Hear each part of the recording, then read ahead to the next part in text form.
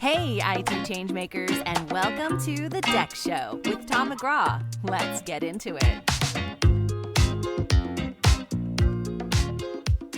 Today's guest, everybody, one of our favorite returning guests, and I have to say, often contributes some of our best performing episodes of the year. We usually get him on once or twice a year to give us the lowdown on the state of the industry, if you will, the state of the DEX industry. He is Sam Gantner, Chief Product Officer at NextThink. Sam, welcome back to the show. How you doing? Hey, Tom, I'm doing fantastic. Thank you so much for having me. It's always a pleasure to be here with you. Always a pleasure to have you on. And I was about to qualify it because we were doing something a little bit different today, right? Because since you last came on the show, I don't want to trivialize it, but you've become something of a source of LinkedIn AI hot takes, mate. You've been born again as a poster, and I'm loving it, man. How are you finding? What inspired you? Why have you suddenly flared up with all these interesting and engaging opinions online? Listen, I want to become an influencer. No, I've been experimenting with that a little bit, right? And the reason that drove this is the following. There's two things where I spend a lot of time thinking. One is how do we build great software products, and what is behind some of the art of building great software, right? And two, obviously related to my job at NextThink, is how is IT evolving to become much more strategic for the industry. And what I noticed is that I've been sharing some of my thoughts around those two topics in various forums. For instance, the IT stuff I'm sharing at NextThink events, Master of Experience, the main experience events, talks with customers, CIOs. And then the more work-related, how to craft the software, it's more around conferences. I've been a couple of times at the PFL or one-on-ones with other people in the industry. And I realized that sometimes some of this content can be relevant for people, right?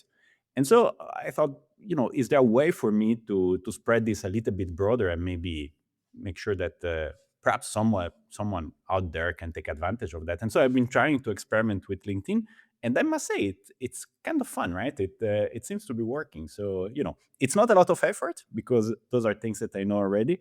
And it's fun to do it. Your posting's not getting in the way of your day job, is what you're assuring. No, for sure. Not yet. Not yet. It's been known to happen. It's been known to happen, but I'm trying to keep a lot of control on that. A couple of posts, I must admit, have been more of a rant. I did one on Garmin that went super viral.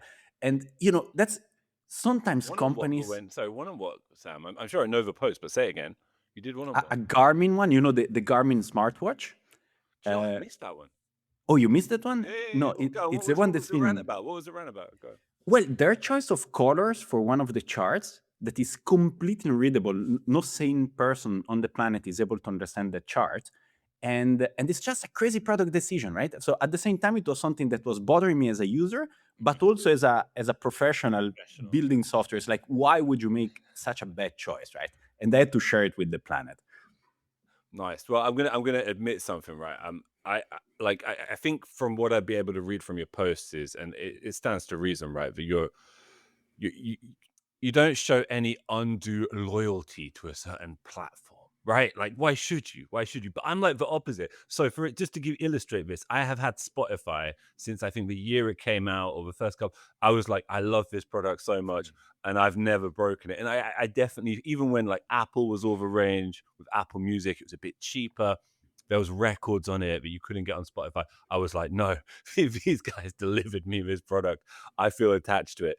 But I think you make a very good argument that this would be very foolhardy when it comes to LLMs and when it comes to AI. And we're going to get into a little detail about why that is. But first of all, give us the overview of what your AI stack looks like, personally and or professionally, I guess, Yeah, absolutely. Look, I've been experimenting with various solutions, and towards the end of the year, I decided that I would try one AI each month, and go through all of them just to see a little bit the variety.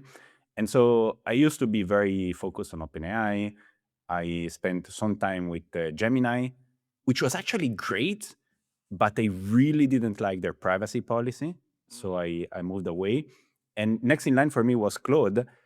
And the problem is that it just became too good for me to stop and go to the next one. Right. So I kind of stopped at Claude and gotten deeper and deeper on Claude.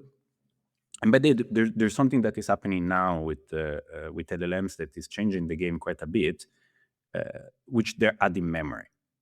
And so memory is making them way stickier than in the past, because now they really start to understand you, they remember your past conversations, and so the price, the cost of switching to a different model or to a different provider at least, is becoming much, much more expensive, right? So I think we're going to see people starting to stick a little bit more into some of the things that they're doing. And then on the coding front, I went 100% on Claude Code. Opus is just ridiculous. And it's been so exciting for me because, I stopped coding years ago because simply, the level of contribution that a single person was able to bring was too small. I couldn't make progress fast enough. I didn't have enough hours in the day to make something meaningful. And now with Claude Code, in a few hours, you can just build something end to end. And it's just incredible, this sentiment of being able to once again produce working software. It's personally, it's just amazing. I think that's actually, in all fairness, that's one of the nice things about your account is you're not just offering hot takes and rants. You are showing like personal innovation with coding and such like, which I think which is really nice to see. It's really interesting to see on your feed. What's something you've built recently that sort of really changed the way you work? Look, I've been building a few tools to simplify things, right? I give you a couple of examples. I built a tool to help me understand and better allocate R&D investment.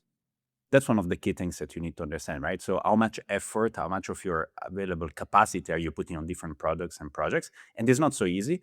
So I built a tool that really helps me visualize where that spend goes and how to better allocate to really align with the strategic things that we want to do.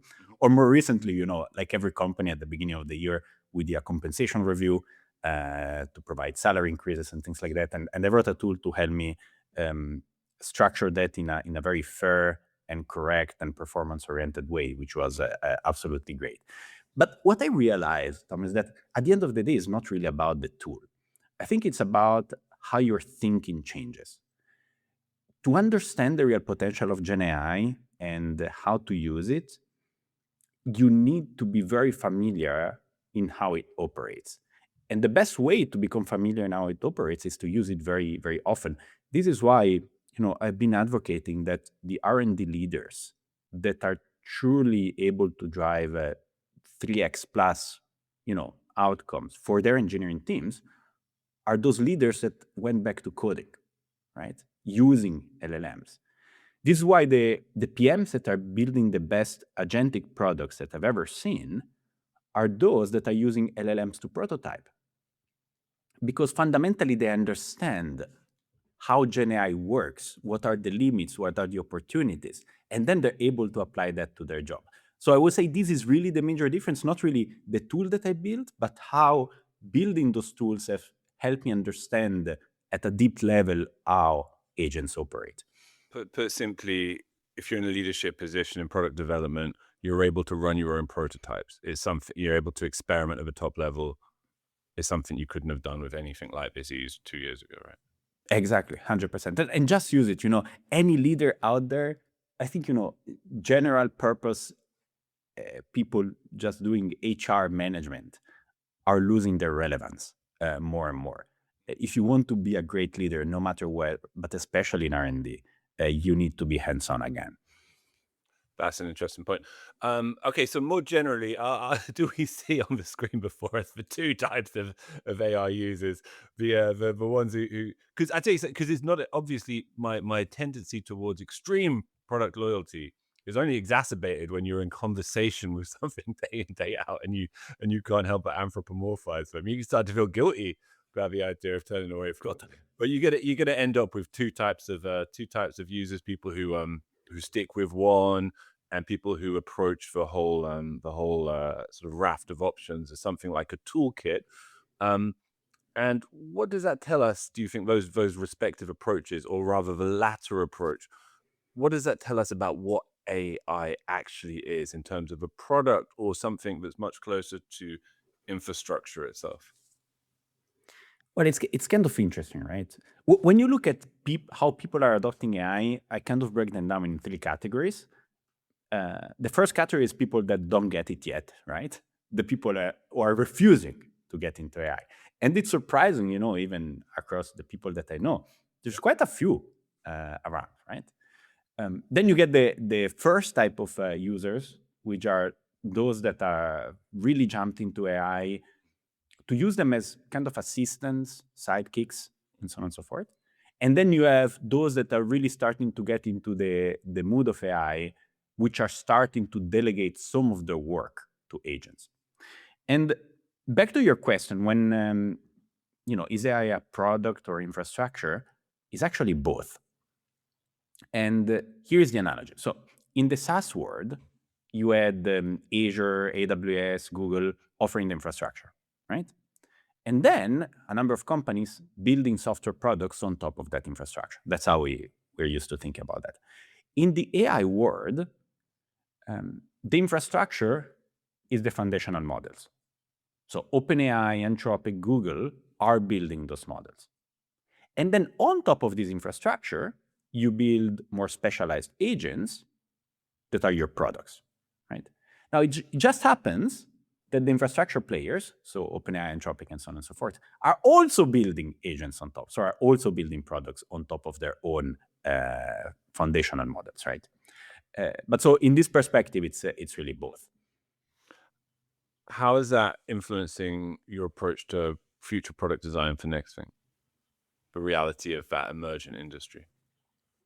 Yes, we're really following the maturity curve of how AI is going from assisting people to doing work on behalf of people, right? Give you a couple of examples. Look at the Assist. Even the naming of Assist itself. When we started working on Assist back in 2022, the idea was to provide kind of a sidekick that would help IT teams navigate Nextthing and getting value out of Nextthing much quicker with much less effort. Now, over time, that value proposition has completely changed and is been evolving into how do we build autonomous agents to which IT people are able to delegate part of their work. That's a completely different value proposition, right?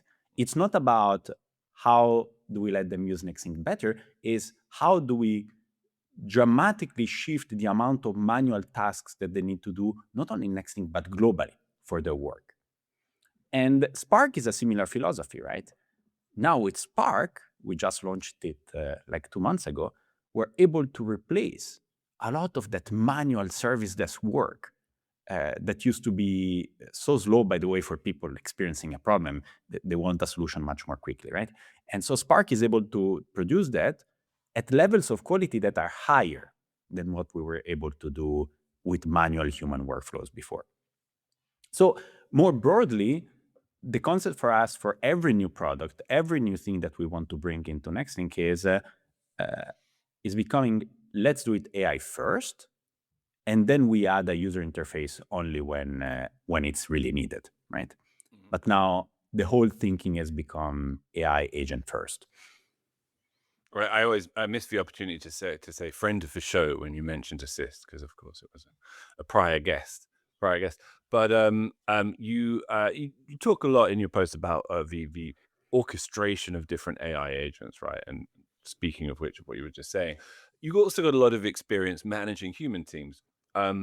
Interested where they're analogous to one another and where the analogy breaks down in your experience. That's a great question, and I love it. Well, managing agents is much simpler and yet much more complex at the same time. Let me elaborate. Why is it simpler? Well, agents have no personality, no ego, no emotions, no politics. They don't get tired. They don't need time off, right? Yeah. So, by the way, all of the things that make managing humans pleasant and great and fun and interesting. You get tired. yeah. I mean, you don't get any of that with agents, right? Yeah. So it's honestly, it's much more boring to manage agents, but simpler from that perspective. You don't have the human emotion, right? And at the end of the day, Totally. that's what we like. Anyways, why is it more complex to manage agents? Well, it's more complex because agents are very, very smart, but unbelievably limited when it comes to judgment. Simply put, a human, a reasonable human, knows how to stop and to ask a question, right? Now, agents, they don't do that. If you look at the behavior, when they're wrong, they tend to go down that wrong path deeper and deeper and deeper and deeper. And they're not going to stop, right? They're going to try to figure out a way down the wrong path without asking too many questions. And so this is why a lot of the efforts when you want to manage agents is not really in defining the task, which you still need to do fairly precisely, but it's more around how do you set up the guardrails so that they don't go down this path, they don't start to hallucinate all over the place. Also, the other thing is that agents don't really have a lot of common sense, right? Yeah. And so you need to spell out everything that they need to do. And it's getting better with memory, right? Because they're starting to learn from some of these things from the past experiences. But today you still need to put a lot of effort on that. So I think that managing agents is less like managing people and much more like designing and architecting systems. And this is why when you look at that from that perspective, people that are really good at managing agents are people that are used to be good or are good at software architecture. And this is why experienced engineers are really great at that, right? At managing agents, because they've been trained and they've been practicing that art of orchestrating systems for a long time. Speaking of which, let's come back to a question of code a little bit. You wrote, if your developers are still writing code, you've already lost. More generally, what does a bad engineer look like, do you think, in 2026? Well, as we classify that, things are changing very fast, right? So let me start by introducing what it means to adopt AI for an engineer. And when you look at that, there are three main waves of AI adoption. The first one, and it's kind of over now, is once again where AI was there to assist engineers. And this is really the beginning of Cursor, for instance, where they introduced this concept of tab autocomplete and making that experience amazing, where Cursor is able to help you write some of the code. So that brought some, 10% acceleration, 20% acceleration, but it was useful, but somewhat marginal, right? Then the second wave is where AI starts to write all of the code for engineers. And so here you have the paradigm of Claude Code that was introduced, where you have multiple AI sessions running in parallel, and then you have a human that is coordinating these sessions. They have one tab per session, and they work around the fact that the agent is relatively slow by having multiple of these ones writing code at the same time. And here, by the way, it's getting pretty complex for engineers because to be efficient as that, since the engineer is doing the manual orchestration, it's like playing multiple games of chess at the same time, right? You need to multitask, and that's very, very, very hard to do. And there you could kind of see the skill level of somebody, high skill level, maybe they can manage 5 at the time, lower skill level, they can manage 2 or 3. Like those great chess players who when the better chess players always line them up. They come down with chess club, they get 5, 6 of you in a row, and they kick you around. Exactly. Time. Yeah. Precisely. And then now you have the third wave that is coming, in which you have fully autonomous agents that can go on for hours and almost build a complete product from scratch, right? And to be honest, that's still mostly used for internal tooling and prototyping rather than production code. But the direction is clear. We're going to head down that way down the line. So what's a bad engineer? I don't know if I can qualify that, but to me, a bad engineer. Performance review, Sam. You can No, look, for me, a bad engineer is somebody who has not yet realized that alone they can do the work that used to be done by a team of 5, right? Or either maybe they realize, but they don't want to take accountability for that. because honestly, it's very hard. And what is paradoxical in all of that is that basically AI is bringing humanity back into the equation. We had a long time in which, in software engineering, we stopped thinking about people and we were only focusing on teams, right? The individual kind of lost its importance and everything was about what is the team able to accomplish, which was absolutely great, right? It was the right thing to do, but it was also making it possible somewhat to hide within that context. And now AI is changing that because individuals are coming back at the center of attention, but also they face much more pressure because now if they can deliver, it's much more visible for them. And I think this is one of the reasons why some people are uncomfortable with this new reality, because it's obviously pretty tough if you think about that. What do you think about like learning code nowadays? Is it like learning handwriting? Is it which to be fair, like my kids still do, right? Like our children still do at school. They write with pens and pencils until they hit 12 years old, and then they never ever look at them again other than signing a document. And I can't make up my mind whether that's a kind of a quirk and should be pushed past, or whether it's a kind of a decent foundation in and of itself. And where would you stand analogously to learning code for engineers? You know, how necessary is that in your view? Oh, wow, you make me feel obsolete. I'm still taking some of my notes with a pen and a piece of paper. So me too on occasion, right? Yeah. But I get your point. Listen, as you say, my kids are still learning how to handwrite, and I believe it matters for engineers. It matters enormously. Not really because of the fact that they're gonna have to write code in the future. They won't, but as a way of thinking. Yeah. Right. I was mentioning before, engineers are the best at orchestrating agents because it's like architecting systems. And so the question becomes, how do you become great at architecting systems? What do you need to learn in order to be able to be proficient at that? And coding is the foundation of that because it brings you that ability to think logically, to break down a complex task into much smaller units, right? And that is really what orchestrating is all about. How do you take something that is very big, that you wouldn't be able to solve as a whole, and break it down in different units that you're able to understand? And code is the same, right? You take down a complex program and you start to define, okay, these are the modules that I need into that. And then within modules, these are the classes that I need for that. And then within those classes, those are the functions. And this is really the process that you need for orchestrating agents. So I believe that in the future, if my kids want to get into this space at a certain point, I would definitely recommend for them to learn coding. Now, they won't need to do it to the level of proficiency that we used to teach people 10 years ago, but at least the foundations, I think they can really help shape your way of thinking in a very useful way.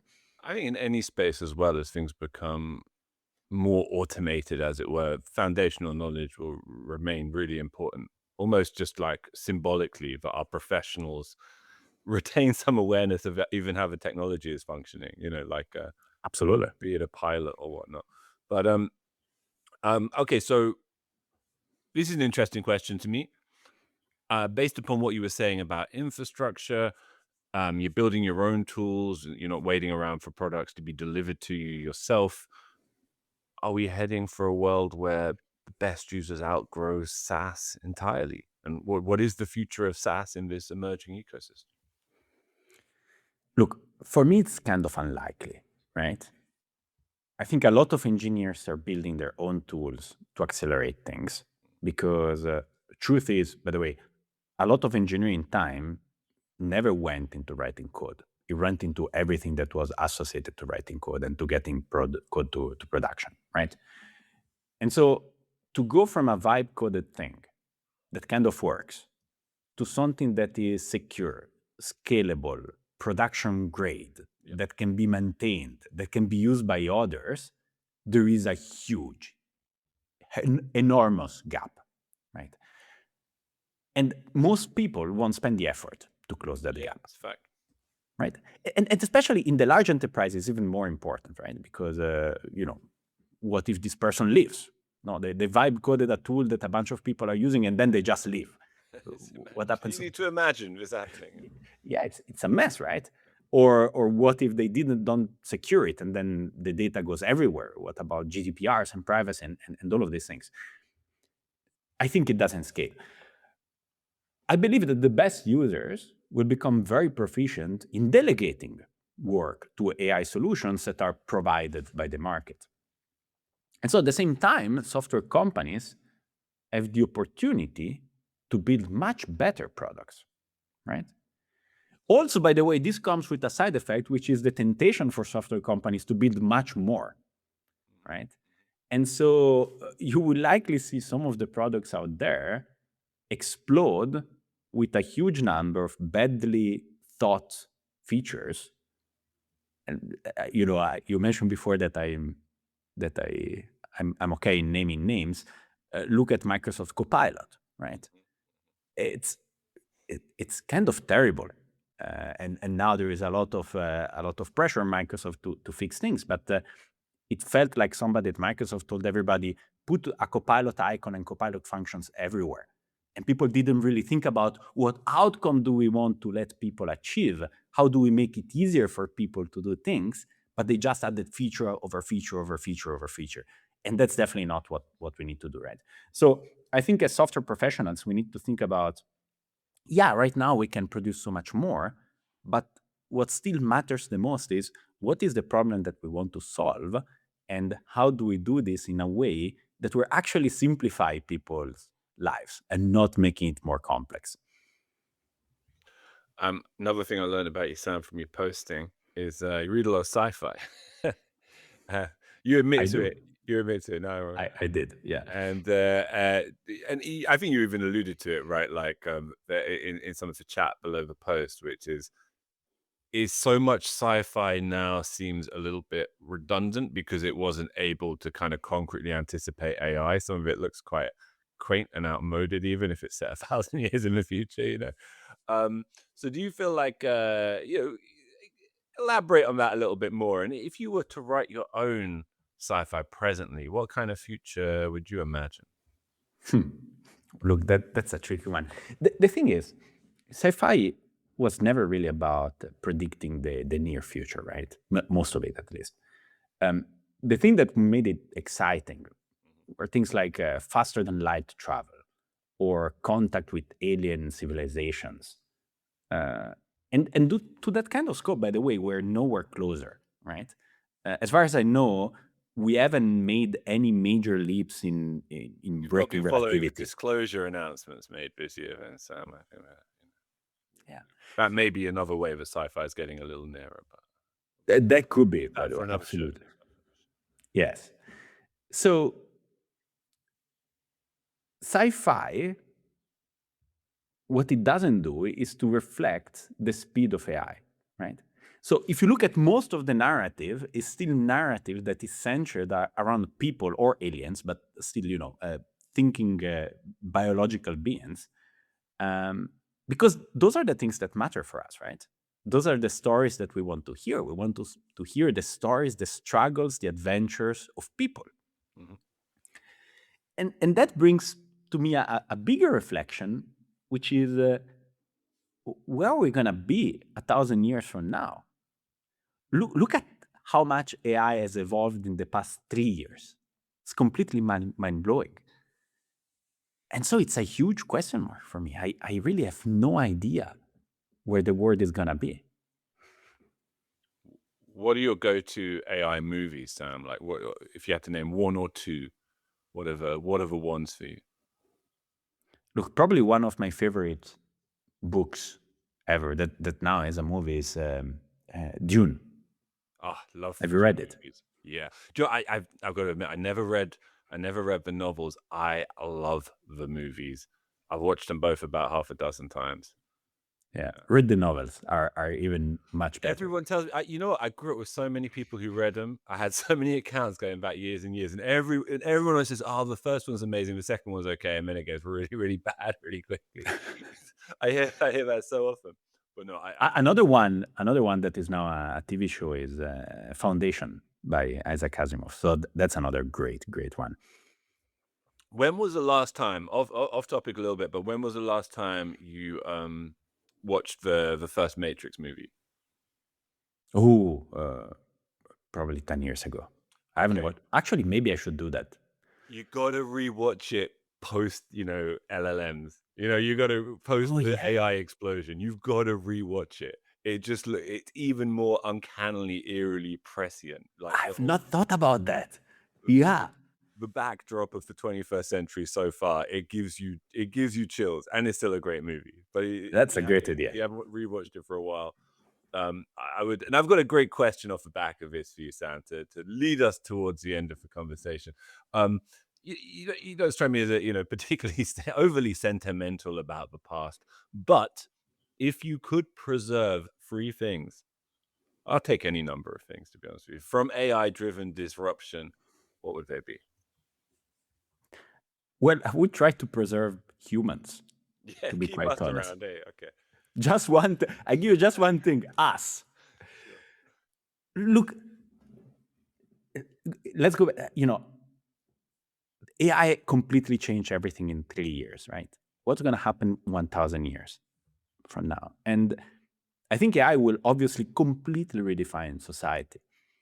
It will redefine what work means. And today, truth is, a part of the meaning of our lives is around work. Not for everybody, but at least for some of us, right? Yeah. And so I think fundamentally AI will redefine the whole concept of why we matter and what our lives matter. And I have absolutely no idea what the answer of that is going to be. So at the same time, is a very exciting future, one I'm embracing, but it's also extremely, extremely scary. And so if you gave me absolute power, I might even decide to stop AI and to kill AI, which is really weird for somebody that is Butlerian jihad, eh? Yeah. No, it's I crazy. know enough about the Dune books to know what the Butlerian jihad is. So.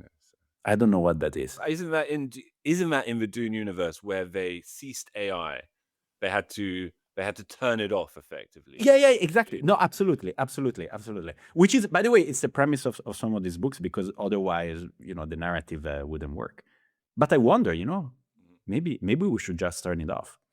It started here. The revolution started here. But before we let you go, then, Sam, it would be a shame not to do one fulsome next thing plug. What's something your team's building right now that really excites you? Well, so many things. It's like choosing between your kids. You can't. But recently we put a lot of attention around Spark, right?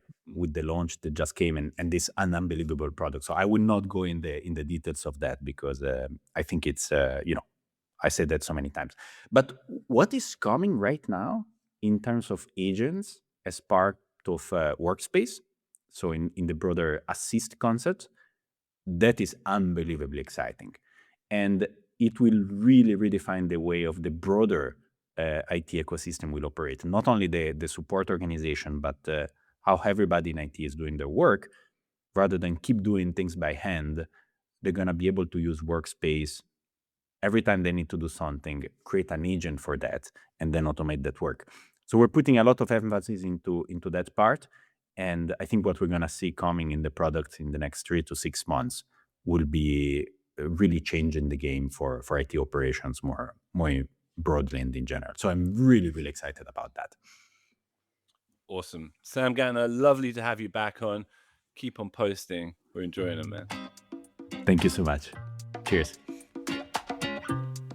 That's it for this week's Deck Show. We'll be back next week. And if you don't already, be sure to follow the show so you don't miss an episode. Until next time.